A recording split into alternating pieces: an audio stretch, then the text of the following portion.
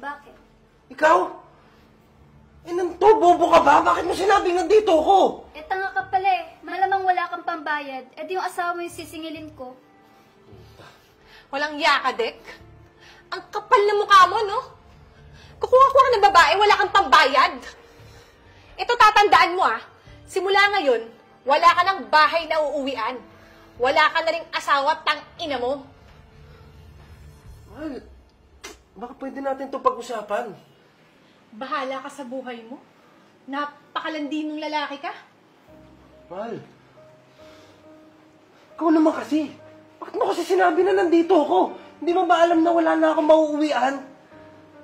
Ayan kasi, nasa subdivision ka na, gusto mo pa rin sa squatter. Make sure kapag mag-uuwi ka ng babae, make sure may pera ka. Pangit mo nang matandang uhugin ka, wala ka pang pera. Ngayon, dun ka sa kalsada matulog. Nang to? Puta. Paano ngayon to? Saan ako titira? Ina?